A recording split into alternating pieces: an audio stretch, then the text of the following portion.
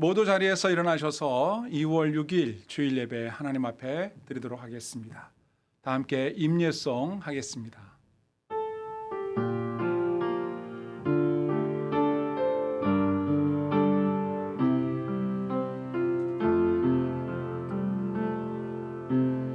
나는 하나님을 예배하는 예배자입니다.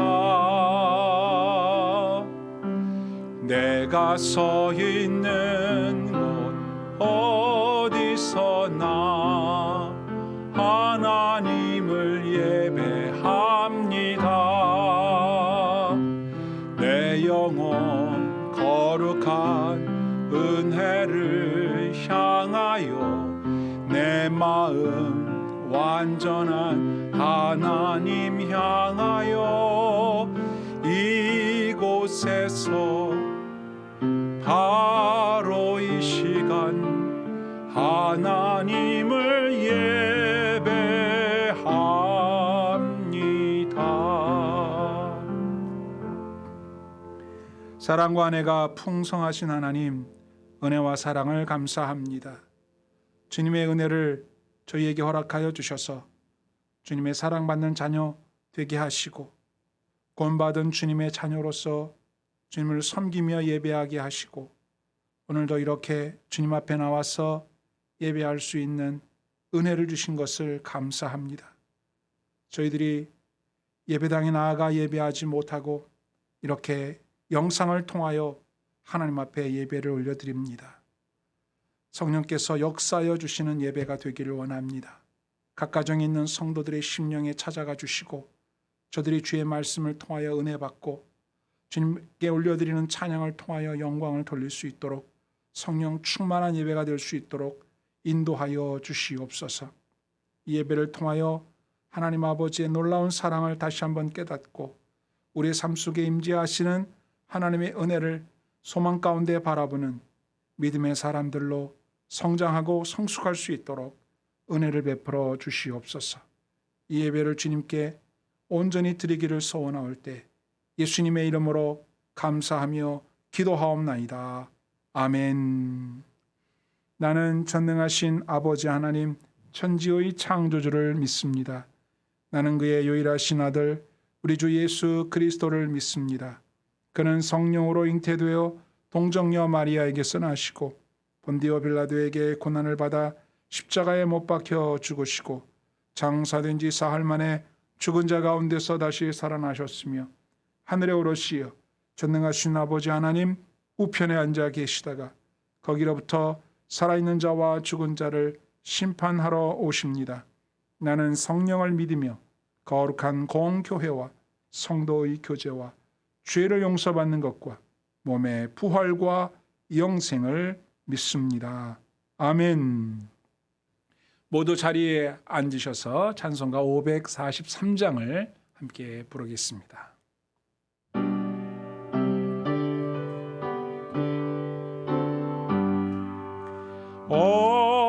어려운 일 당할 때 나의 믿음 적으나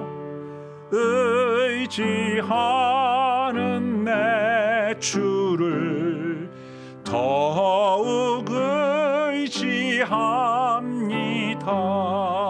세월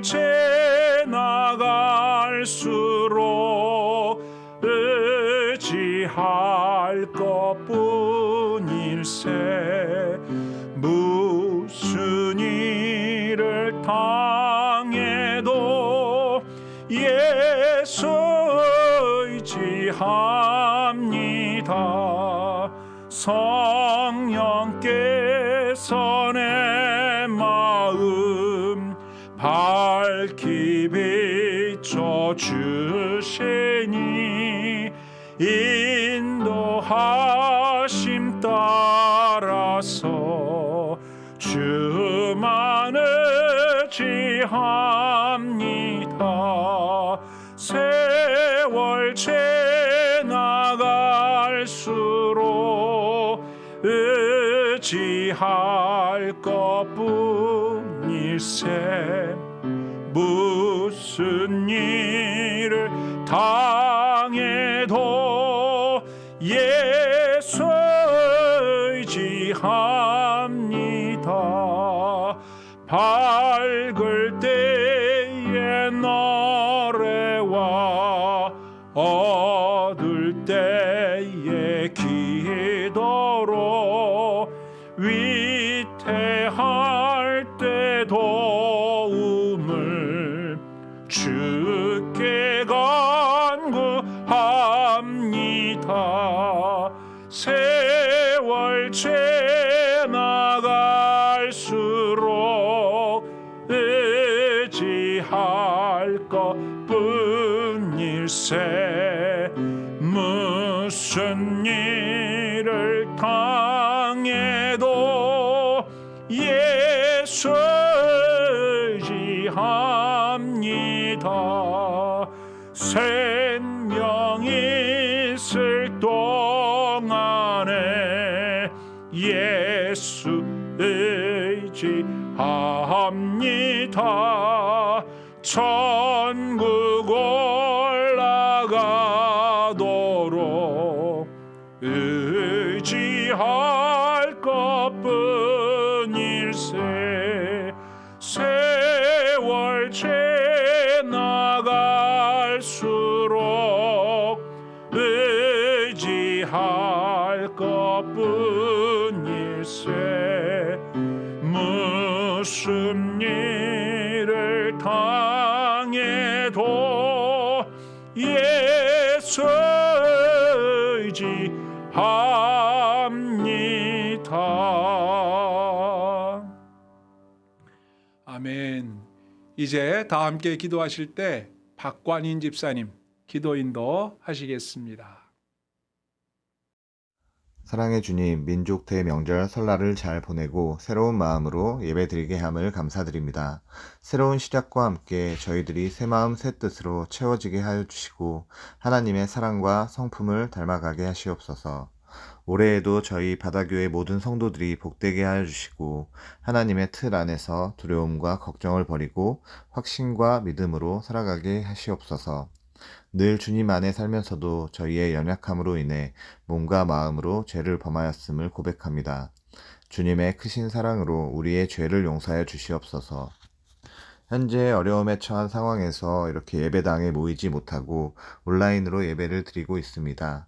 그럼에도 저희를 항상 주목하여 주시고 귀 기울여 주시옵소서. 저희들의 기도를 들어주시고 하나님의 뜻에 따라 응답하여 주시기를 간절히 기도합니다. 이 시간 말씀 전하시는 목사님께 큰 성령 부어주시고 전하시는 말씀마다 성도들 마음을 감동시키는 큰 힘을 갖게 하여 주시옵소서. 기도에 기도를 곱하고 감사에 감사를 곱하며 모든 일에 하나님의 길로 들어설 수 있는 저희 바다교회 모든 성도들이 되기를 간절히 원하며 이 시간 우리 주 예수 그리스도의 이름으로 기도드립니다. 아멘.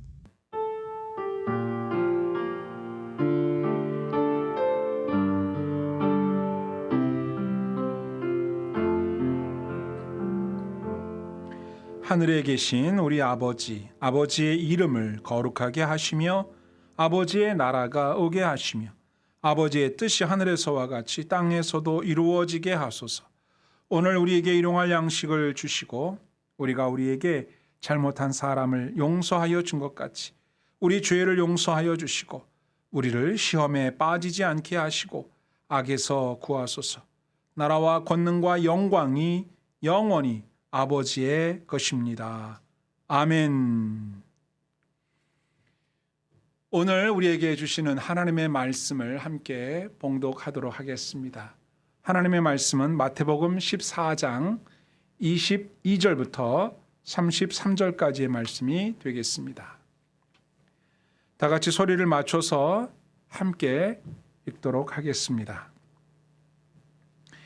예수께서 즉시 제자들을 재촉하사 자기가 무리를 보내는 동안에 배를 타고 앞서 건너편으로 가게 하시고 무리를 보내신 후에 기도하러 따로 산에 올라가시니라. 저물매 거기 혼자 계시더니 배가 이미 육지에서 술이나 떠나서 바람이 거스름으로 물결로 말미암아 고난을 당하더라. 밤 사경에 예수께서 바다 위로 걸어서 제자들에게 오시니 제자들이 그 바다 위로 걸어오심을 보고 놀라 유령이라 하며 무서워하여 소리 지르거늘 예수께서 즉시 이르시되 안심하라 나니 두려워하지 말라. 베드로가 대답하여 이르되 주여 만일 주님이시거든 나를 명하사 물 위로 오라 하소서 하니 오라 하시니 베드로가 배에서 내려 물 위로 걸어서 예수께로 가되 바람을 보고 무서워 빠져가는지라 소리질러 이르되 주여 나를 구원하소서 하니 예수께서 즉시 손을 내밀어 그를 붙잡으시며 이르시되 믿음이 작은 자여 왜 의심하였느냐 하시고 배에 함께 오르매 바람이 그치는지라 배에 있는 사람들이 예수께 절하며 이르되 진실로 하나님의 아들이로소이다 하더라. 아멘. 오늘 본문에 보면 예수님의 제자들이 바다에서 이 풍랑과 싸우고 있습니다. 너무 고난을 극심하게 당해서 제자들이 막 무서워하고 두려워하고 있어요. 제자들은 대부분이 어부 출신들이기 때문에 바다에서 만나는 풍랑 정도는 뭐 다반사라고 할 수 있겠지만 오늘 당하는 이 풍랑은 옛날에 일반적으로 만나는 풍랑과는 많이 다릅니다. 저녁 때부터 시작해서 밤 사경까지 거의 뭐 10시간 넘게 고난을 당하고 있는데 제자들이 이 고난을 당하는 장면을 가만히 보면 우리들의 일상과 우리들 당하는 인생에서의 고난과 많이 닮아 있다 하는 생각을 이제 하게 됩니다. 오늘 본문을 기록해서 저와 여러분들에게 읽게 하고 이 본문을 통하여 깨닫게 하시려는 하나님의 뜻이 분명히 있는데 성경을 묵상해 보면 제자들이 고난당하고 있는 그 장면 속에서 아마도 한 3가지 정도 그들의 마음속에 이런 생각이 있을 것 같아요. 근데 그 생각을 생각해 보니까 우리가 고난을 당할 때 하고 비슷한 것 같아요. 그 3가지가 뭐냐면 한번 생각해 보세요. 첫 번째는 이 고난이 언제 끝날까? 이게 안 끝날 것 같은 계속 이어지는 고난. 이게 언제 끝날까? 그러면 더 힘들지 않습니까? 여러분들은 그런 경험 없으신가요? 제자들이 초저녁부터 당했던 이 풍랑과의 싸움이 안 끝나는 거예요. 뭐 한두 시간 풍랑이 불다가 끝나면은 아유 한숨 쉬고 또 정비를 할 텐데 이게 계속 된다는 거죠. 또 하나는 예수님이 지금 배에 함께 계시지 않거든요. 그러니까 고난을 당할 때 힘든 건 또 뭐냐면 나만 겪는 고난이다 이런 생각을 할 때예요. 주님이 함께 계신 것 같지가 않고 주님은 내 고난을 모르고 계시는 것 같고 기도해도 응답도 없고 뭘까? 제자들은 예수님이 못해 계시고 자기들끼리 이 고난을 처음에는 이렇게 겪어봤는데 계속 고난이 다가오니까 못 견디는 거죠. 3번째는 가만히 있어봐. 우리가 이 배 타고 여기를 왜 건너가지? 예수님이 가라 그래서 가는 거잖아. 아니 그러면 예수님이 명령하셔서 순종해서 지금 배를 타고 가는 거잖아요. 그러면 이렇게 순풍에 돛달고 잘 가야지. 우리가 예수님 말씀을 거역한 것도 아니고 잘못을 저지른 것도 아니고 예수님 말씀대로 순종해서 길을 가는데 왜 이런 극심한 풍랑을 만나느냐는 거예요. 혼란스러운 거예요. 여러분 그런 적 없습니까? 신앙생활 나름대로 열심히 한다고 하고 특별히 뭐 잘못한 것도 없는 것 같은데 자꾸 삶의 고난이 이렇게 자꾸 다가오면 혼란스럽지 않습니까? 이 3가지예요. 끝날 것 같지 않은 이 고난의 터널이 언제 끝나나. 예수님은 안 계신 것 같고 나 홀로 이 고난을 겪고 있는 것 같고 그리고 나는 주님 말씀대로 산다고 했는데도 왜 이런 고난을 만나야 할까? 이런 3가지 정도의 공통적인 고민이 고난을 만난 사람들의 마음속에 있다 이거예요. 본문에 나오는 제자들도 저도 여러분도 비슷하지 않겠는가? 한편 제가 이런 생각도 해봤습니다. 성경을 다 읽고 나니까 그 세 가지에 대한 대답이 다 성경 속에 있더라고요. 깨닫게 됐어요. 그런데 이 깨닫게 된 점을 우리는 성경을 다 읽었으니까 알지만 그 당시의 제자들은 고난당하고 있는 그 당시에는 모르잖아요. 또 우리가 고난을 당하고 있었던 과거로 돌아가 보면 이제 와서 돌이켜보면 그때 그게 그랬었구나라고 알고 있지만 그 당시에 우리는 그걸 몰라서 너무 힘들어했고 아파했었잖아요. 그런데 만약이에요. 타임머신을 타고 과거로 우리가 돌아갈 수 있다면 과거로 돌아가다가 아주 더 멀리 가서 성경 속 그 시대로 돌아갈 수 있다면 제자들에게 이야기해 주면 좋지 않겠어요? 고난 중에 있으시죠? 조금만 더 힘내세요. 그거죠. 성경을 우리가 읽는 이유는 바로 그겁니다. 과거에 있었던 그 사건 속에 나타난 하나님의 뜻을 그때로부터 많은 시간이 흘렀지만 지금 우리도 똑같은 고난을 당하고 있기 때문에 그때 있었던 일과 유사한 일을 만나고 있는 우리들에게 그때와 지금 같은 선상에 있는 우리의 신앙생활 속에서 하나님의 뜻을 제자들에게 또 우리들에게 여러분에게 이렇게 말씀하고 있다라고 하는 것이죠. 이 세 가지를 한번 생각해 볼게요. 첫 번째, 고난이 끝날 것 같지 않다. 제자들이 배를 타고 이렇게 시작 출발했을 때가 해가 저물어 갈 때쯤이었어요. 그리고 예수님이 제자들에게 오셔서 바람이 멈추고 그 풍랑이 멈췄을 때가 밤 사경이었단 말이에요. 그런데 이 풍랑이 끝났습니까? 안 끝났습니까? 끝났잖아요. 근데 당시의 제자들은 끝날 것 같지 않았잖아요. 그럼 우리는 다 봤으니까 가서 뭐라고 얘기하면 좋을까요? 그렇죠. 좀만 더 기다리세요. 조금만 더 참으면 예수님이 구하러 오실 거예요. 근데 제자들이 그걸 알았다면 그렇게까지 무서워하지 않았겠죠. 모른다는 거예요. 항상 그래요. 우리가 답을 알고 있으면 그 당시에는 그렇게 무서웠어도 이제 똑같은 일을 만나면 다시는 무서워하지 않아야지. 그런 마음을 먹잖아요. 여러분, 예수님이 밤 사경에 예수님의 제자들에게로 오십니다. 무리를 걸어서 딱 이렇게 오시잖아요. 그걸로 끝이에요. 예수님이 오시면 끝나는 거예요. 근데 제자들은 예수님이 다가오시는 모습을 보고 위령이다 그러면서 막 무서워했단 말이에요. 예수님이 이 새벽에 풍랑이는 바다 위를 걸어서 저벅저벅 걸어서 자신들을 구원하러 오실 거라고 상상도 못했던 거예요.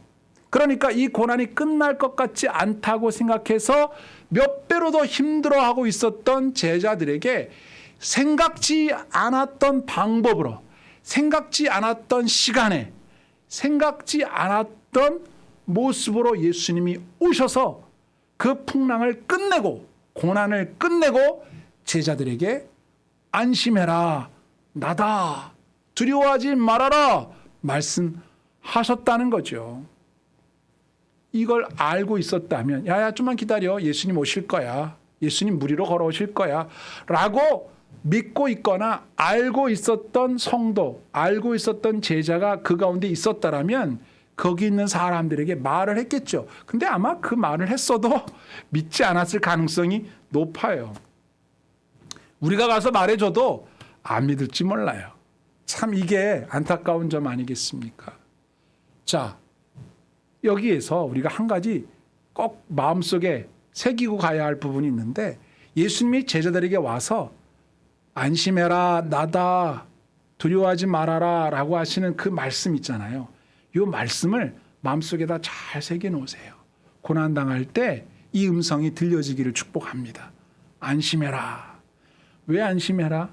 예수님이 목수 출신으로서 풍랑이는 바다에 예수님이 나타났다고 해서 제자들에게 무슨 큰 도움 되겠어요? 안심할 일이 아니죠. 또 두려워하지 말아라 라고 말했다고 해서 두려움이 갑자기 사라집니까? 안 사라져요. 해봐요. 두려워하지 말아라 그런 데가 없어지나. 그래서 중요한 건 나다라고 하는 요점입니다.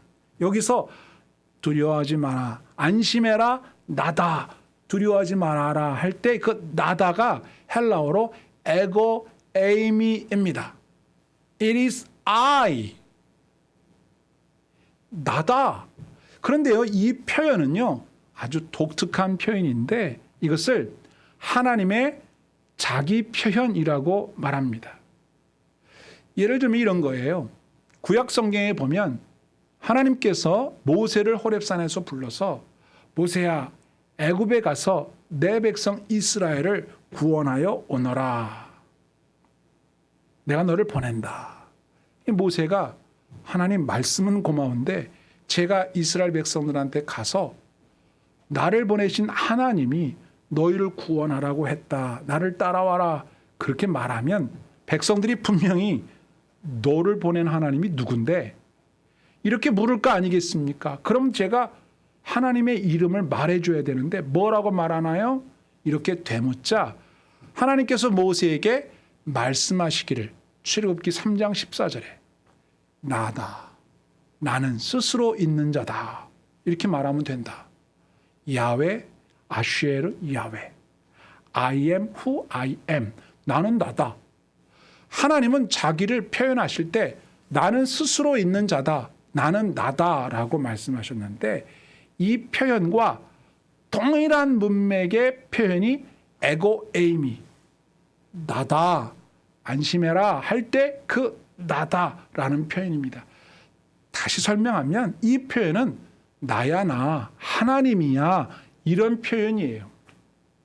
자, 인생의 바다에서 고난을 만났을 때 우리에게 안심해라 두려워하지 말아라 라고 말씀해 주실 수 있는 분은 오직 하나님 한 분뿐이에요. 내 모든 고난의 문제를 완전히 해결해 줄 수 있는 분, 내 모든 고통의 문제를 근본적으로 해결해 줄 수 있는 분은 전능하신 전지하신 하나님 한 분뿐이란 말이에요. 제자들에게 오셔서 안심해라 라고 말씀하실 때 예수님은 나야 하나님이야. 하나님이 왔으니까 안심해도 돼. 너희들이 당하는 이 고난은 이제 끝났어 라고 말씀하고 계신다는 거예요. 자, 그 증거 중에 하나가 뭐예요? 예수님이 무태서 고난당하고 있는 제자들에게 오실 때 어떻게 오셨나요? 배 타고 오셨나요? 아닙니다. 물 위를 저벅저벅 걸어서 오셨다는 겁니다. 누가 물 위를 걸을 수 있을까요? 뭐 이론적으로는 그래요. 왼발을 놓고 왼발이 빠지기 전에 오른발을 놓고 오른발이 빠지기 전에 왼발을 다시 놓고 이렇게 하면 이론적으로는 물에 안 빠지고 걸을 수 있다고 하는데 이건 누구도 할 수 없는 일입니다. 물 위를 걸어갈 수 있는 이와 같은 일은 오직 바다를 다스리실 수 있는 파도를 밟고 일어설 수 있는 분만 할 수 있어요. 그게 누구예요? 예수님. 그게 누구예요? 하나님이다 이 말이에요.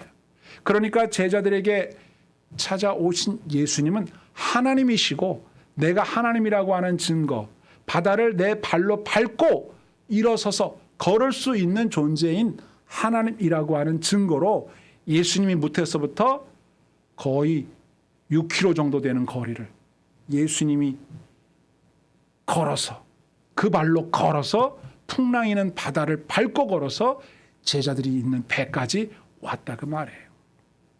놀랍지 않습니까? 바로 고난이 끝날 것 같지 않아 라고 두려워하는 제자들에게 예수님이 오셔서 그 고난을 끝내주셨다.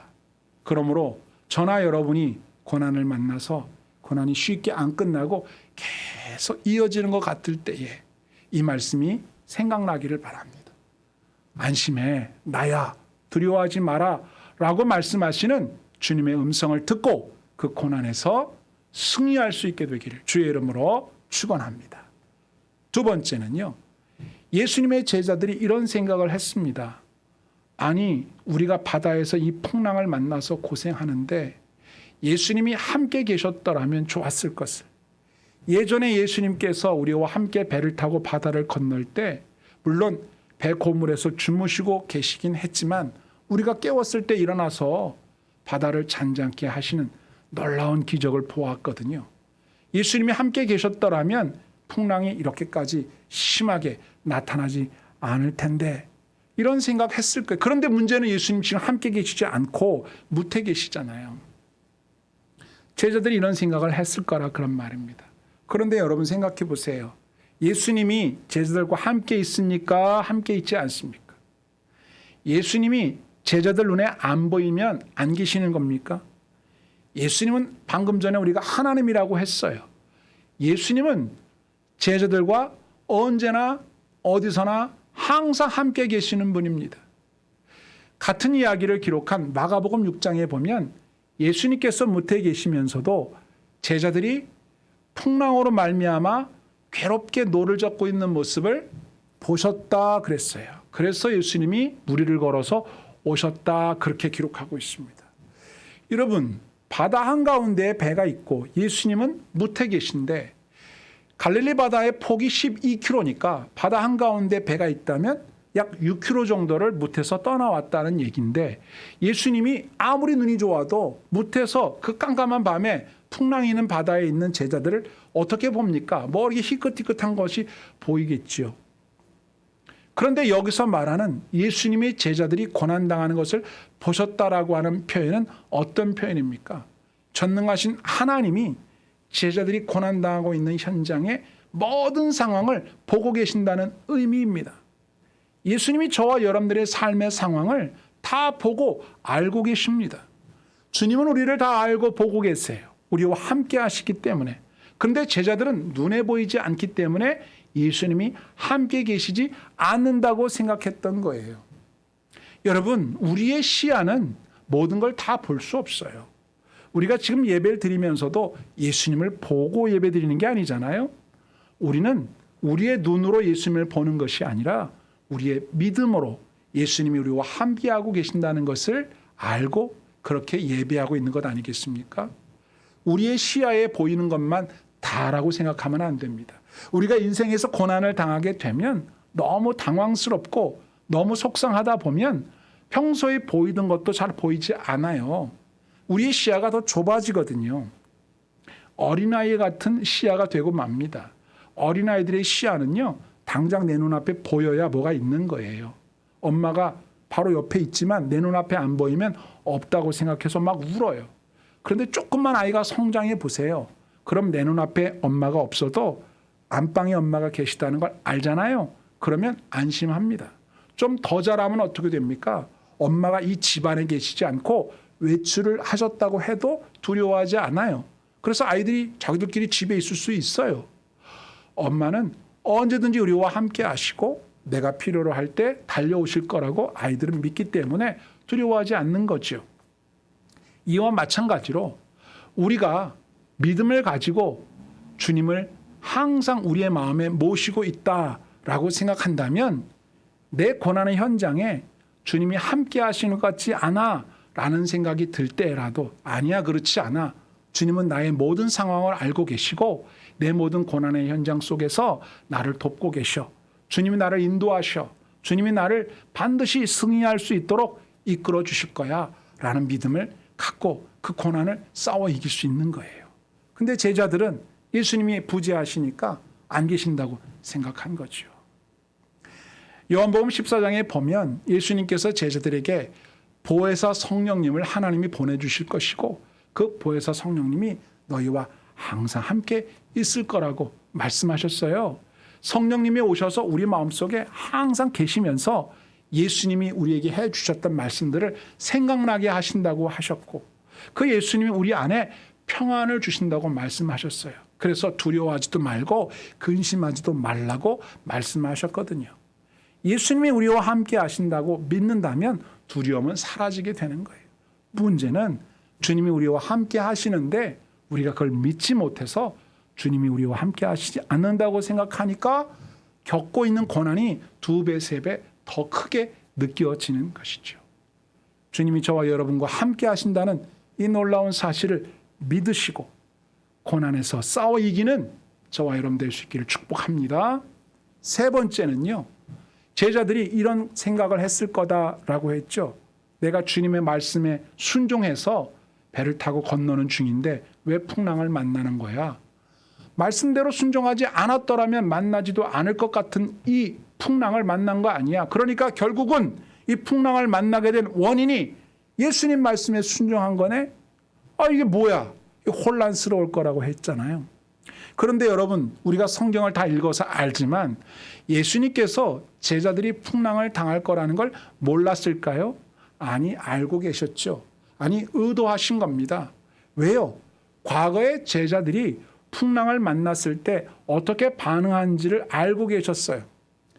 마가복음 4장에 보면 예수님께서 제자들에게 이렇게 말씀하셨습니다.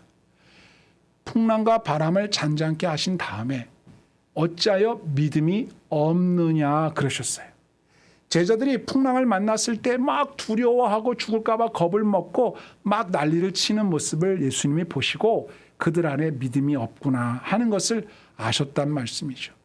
예수님은 제자들에게 이때 풀지 못한 숙제를 다시 내주시는 겁니다. 이때 풀지 못한 시험 문제를 다시 내주시는 거예요. 그래서 제자들의 믿음이 훨씬 더 성숙한 믿음으로, 훨씬 더 큰 믿음으로 자라기를 바라신 거죠. 우리가 삶에서 고난을 당할 때 내가 무슨 잘못을 했을까? 내가 뭘 잘못한 거야? 이렇게 생각하지 말고 내 삶에 당하는 고난 속에 하나님의 훈련 프로그램이 들어있겠구나. 하나님이 나를 연단하시려고 이런 프로그램 속으로 나를 초대하시는구나. 이렇게 생각해야 합니다. 주님께서 우리에게 은혜를 베푸신 것을 잊지 말고 맞아. 주님께서 나에게 이런 어려움을 겪을 땐 이런 은혜를 주셨었지. 그러면 지금 내가 당한 고난 속에서도 하나님이 은혜를 베푸실 거야. 과거에 이미 경험했던 그 놀라운 은혜들을 잊어버리지 말고 오늘날 적용하면 큰 믿음으로 자라는 거예요. 또 과거에 실패했었던 그런 일들을 기억하면서 또다시 비슷한 일을 만났을 때 옛날처럼 실패하지 않을 거야. 이번에는 승리할 거야. 라는 마음을 먹어야 다음 단계로 나갈 수 있는 거예요. 그런데 우리가 당하는 고난을 가만히 들여다보면 1년 전에 이런 똑같은 일이 있었어요. 근데 그런 고난을 또 당합니다. 어떤 경우에는 몇 달 전에 있었던 일이 오늘 또 일어나요. 아니, 더 심하면 며칠 전에 있었던 일을 오늘 또 겪습니다. 숙제를 풀지 못하면 같은 숙제를 계속 정답을 맞춰 풀 때까지 계속 해야 되는 거예요. 왜 이런 어리석은 일을 행합니까? 그러나 주님은 우리가 그저 그런 믿음으로 대충 살도록 그냥 두실 수 없기 때문에 우리를 성숙한 믿음으로, 훌륭한 믿음으로 끌어올리길 원하시기 때문에 우리에게 이와 같은 과정을 허락하시는 겁니다. 여러분, 과거에 있었던 놀라우신 은혜를 기억하는 것 얼마나 중요한지 아십니까? 다윗이라고 하는 사람은 어렸을 때부터 목동으로서 자기에게 주어진 일을 충실하게 행했던 사람이에요. 그래서 어릴 때 양을 치다가 곰이나 사자가 나타나서 양을 물어가려고 하면 우리 같으면 도망칠 텐데 다윗은 용감하게도 그 곰이나 사자를 싸워서 양을 구해냈던 경험이 있는 사람이에요. 이런 놀라운 하나님의 은혜를 마음속에 새기고 있었던 다윗이 어느 날 더 큰 하나님의 은혜를 받게 될 수 있는 기회가 옵니다. 겉으로 보기에는 되게 무서운 일이고 고난이었어요. 이스라엘 땅에 블레셋이 쳐들어왔는데 골리앗이라고 하는 어마무시한 장군이 하나님과 하나님의 백성과 왕을 저주하면서 막 욕을 하고 있었을 때 다윗이 저런 나쁜 놈 내가 무찌르리라 해서 내가 저 녀석을 쓰러뜨리겠습니다. 그래서 나서자 왕 사울이 말립니다. 야, 너는 꼬만데 소년인데 어떻게 저 큰 장수랑 싸운다고 그래. 가만히 있어. 이럴 때 다윗이 사울 왕에게 말합니다. 내가 옛날에 양 키울 때 사자와 싸워 이겼고 곰과 싸워 이겼어요. 그때 하나님이 나와 함께 하셔서 이런 동물들을 무찌르고 내 양을 구원할 수 있게 하셨다면 지금도 저 할례받지 않은 블레셋 장군이 하나님과 백성들과 왕을 모욕하는데 어찌 가만히 있을 수 있습니까? 그때와 같이 하나님이 오늘날에도 나와 함께 하셔서 저 골리앗을 무찌르게 하실 겁니다. 갑니다. 그러고 나와서 어떻게 됐습니까, 여러분? 결과를 다 알잖아요.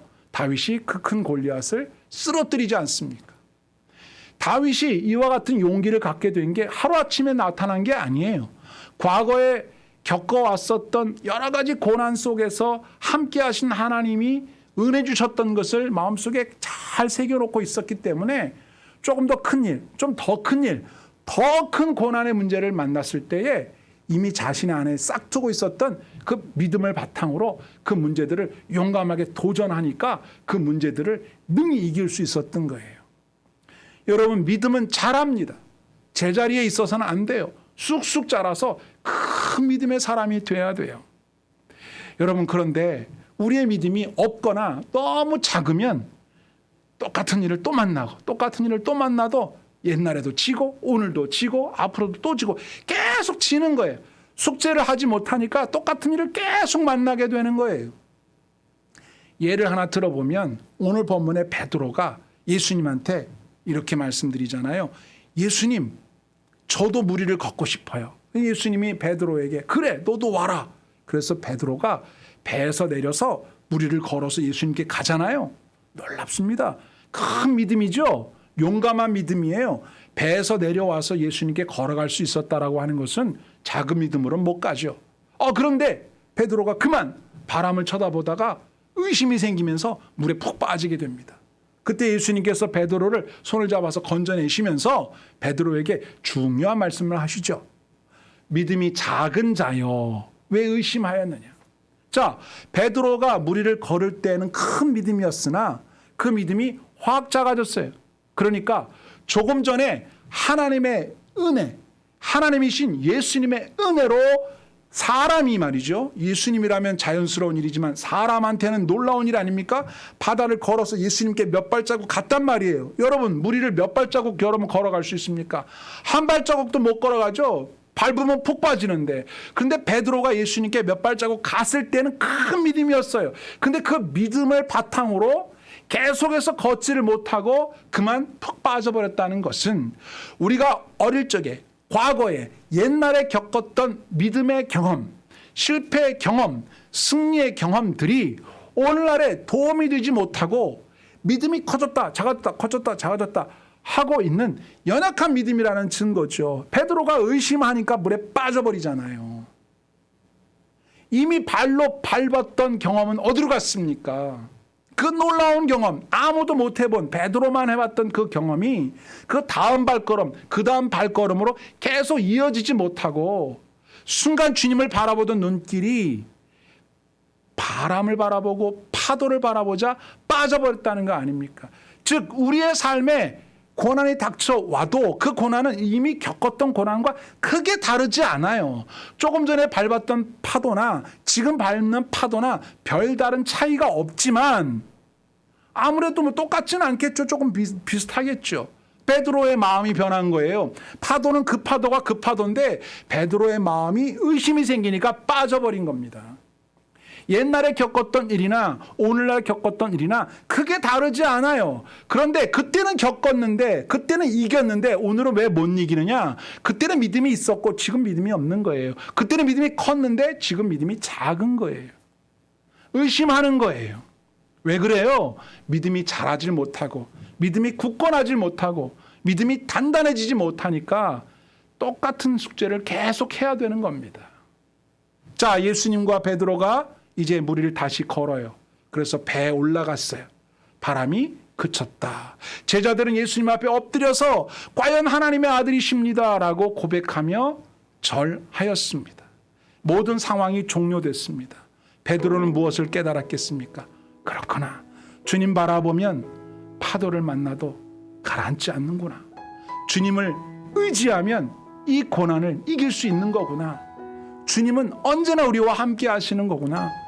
우리는 혼자가 아니구나. 이 고난은 끝나는 시간이 오는구나. 제자들과 베드로는 분명히 이 사건을 통하여 배우지 않았겠어요? 그 무엇보다 중요한 걸 배웠죠. 예수님은 하나님의 아들이시구나. 우리가 믿고 따르는 예수님은 그냥 선생님이 아니고 하나님이시구나 라고 하는 걸 분명하게 깨달은 사건입니다. 이제 앞으로 제자들에게 어떠한 일이 펼쳐질지 우리는 성경을 보면 잘 알죠. 그러나 걷는 그 길 속에 또다시 넘어지고 일어서고 넘어지고 하는 일들이 반복될 겁니다. 그때마다 우리에게 다가오는 여러 가지 일들 속에서 우리를 든든히 세워줄 수 있는 건 오직 하나, 믿음입니다. 저와 여러분의 믿음이 든든히 서가길 원합니다. 큰 믿음 되길 원합니다. 우리 주님을 기쁘시게 할 만한 멋진 믿음으로 자라나기를 축복합니다. 여러분의 믿음이 그냥 제자리 걸음하지 마시고 우리 주님께서 여러분들에게 가끔 가다가 이것도 한번 해볼래? 이거 조금 어려운 건데 한번 해볼래? 이건 예전 것보다 조금 더 센 건데 한번 해볼래? 이렇게 말씀하실 때 두려움 없이 제가 해보겠습니다. 담대하게 그때도 함께 하신 예수님, 그 옛날에도 함께 하신 하나님의 은혜가 오늘날도 내일도 함께 하실 줄 믿습니다. 저는 할 수 있습니다. 믿음으로 승리하겠습니다. 이렇게 용감하게 나서는 믿음의 사람이 되어야 하지 않겠습니까? 작년보다 더 멋진 2022년 새해가 되기를 축복합니다. 예전에 여러분보다 더 멋진 모습으로 성장해서 하나님께 영광을 돌리고 저와 여러분 사는 삶에 풍성함을 누리고 주님의 교회를 더 멋지게 섬겨서 하나님의 뜻을 이루는 아름다운 교회를 세워가는 저와 여러분 다 될 수 있기를 주님의 이름으로 간절히 축원합니다. 아멘.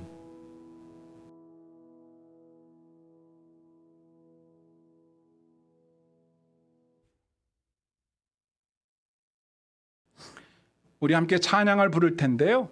오늘 찬양은 복음성가에 있는 찬양을 함께 해보도록 하겠습니다. 할 수 있다 해보자. 이 찬송 같이 부르겠습니다.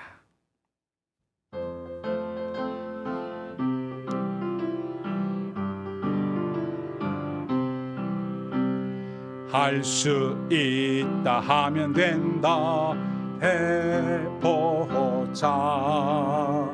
믿는 자에게 능치 못함이 없으리라. 나는 부족해도 나는 약해도 주님 도와주시니 의심 말고 두려워 말라. 기적이 일어난다. 말씀 안에서 믿음 안에서 할 수 있다 해보자. 믿음 가지고 꿈을 가지고 주님 바라보아라. 성령님이 도와주신다. 좋은 일이 일어난다. 말씀 안에서 믿음 안에서 할 수 있다 해보자. 기도하면서 찬양할 때에 주님 함께 하신다. 할렐루야 할렐루야.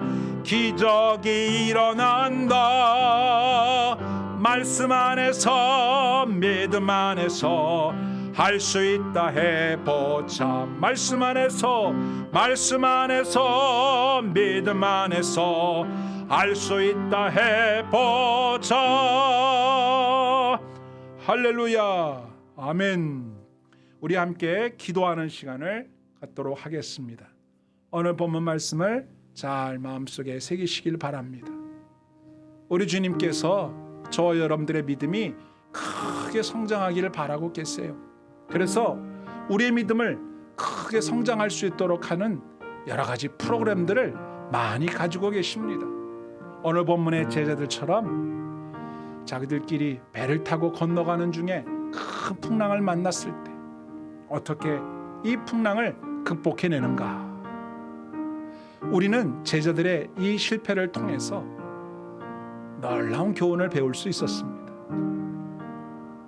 우리 함께 기도하길 원하는 것은 주님, 지금 제가 고난을 당하고 있지만 이 고난이 주님의 때 밤 사경에 끝날 줄 믿습니다. 두려워하지 않겠습니다. 제가 혼자 있는 것 같아도 우리 주님이 저와 함께하고 계심을 믿습니다. 제가 걷는 이 길 가운데에 우리 주님의 놀라운 신앙훈련 프로그램이 들어있다고 하는 것을 믿습니다. 혼란스러워하거나 왜 이러지? 이렇게 걱정하면서 시간을 허비하지 않겠습니다. 믿음이 작은 자여 왜 의심하였느냐 이렇게 말씀하시는 주님의 음성보다는 내 믿음이 크도다 이렇게 칭찬 듣는 신앙생활 하고 싶습니다. 주님, 제가 그럴 수 있도록 은혜를 베풀어 달라고 간절히 기도하는 시간 갖도록 하겠습니다. 함께 기도합시다. 하나님 아버지, 오늘 본문 말씀을 통하여 인생의 바다에서 풍랑을 만날 때 어떻게 해야 하는지 가르쳐 주시니 감사합니다. 우리가 걷는 이 길 끝에 반드시 주님이 두 팔 벌려 우리를 기다리고 있다는 놀라운 사실을 믿습니다. 우리가 홀로 걷는 것 같아도 주님이 우리를 업고 걸으시고 안고 걸으시고 우리의 손을 붙잡고 걷고 계신 주님을 믿습니다. 물 위로 걸어오시는 예수님처럼 모든 세상 만물들과 모든 악한 것들과 모든 것들을 발 아래 두고 다스리시고 밟으시는 전능하신 우리 주님의 손을 붙잡고 두려워하거나 놀라지 않고 담대하게 나아가기를 원합니다.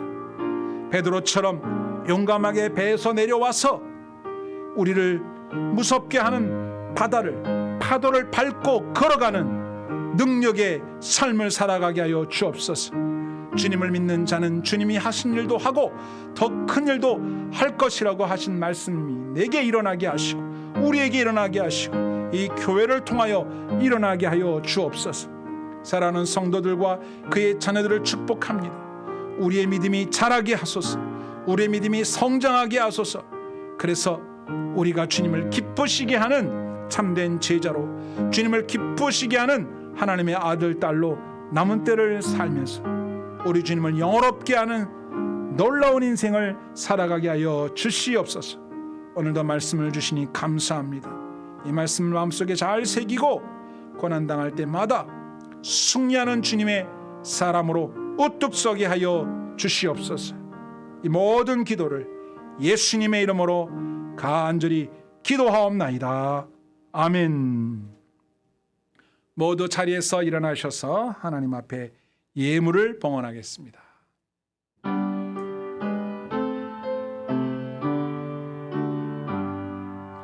나의 보험 드리니 주여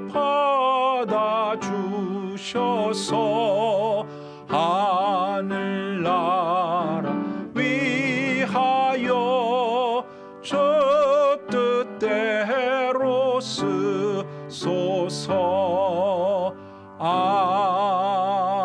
아멘. 하나님 아버지 감사합니다. 저희가 주님 앞에 나와 예배를 드릴 때에 빈손 들고 나오지 아니하고 주님 앞에 정성 어린 예물 준비하여 나와 드렸사오니 이 예물을 기쁘게 받아주시고 예물 드린 성도들을 기억하사 그들의 삶에 복을 내려 주옵소서.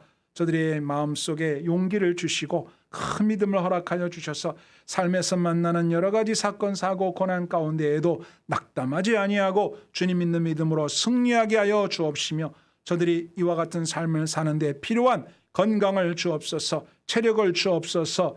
영력을 주옵소서. 물질을 채워 주옵소서. 필요를 공급하여 주옵소서. 사랑하는 가족들, 특별히 사랑하는 자녀들을 위해 복을 내리셔서 이들이 믿음으로 살아 아름다운 믿음의 유산을 자녀 손손 물려줄 수 있는 믿음의 가문을 이루게 하여 주옵소서. 이 코로나19 시대에 참으로 어려운 일이 많사오나 우리 주님 우리를 도와주셔서 이 모든 고난을 마침내 극복해낼 수 있는 승리하는 주님의 사랑하는 자녀들 다 될 수 있도록 역사하여 주시옵소서. 오늘도 우리에게 말씀 주신 바와 같이 성도들의 삶에 주의 말씀이 풍성하게 넘치는 축복된 삶이 되게 역사하여 주옵소서. 주 예수님의 이름으로 감사하며 기도하옵나이다. 아멘.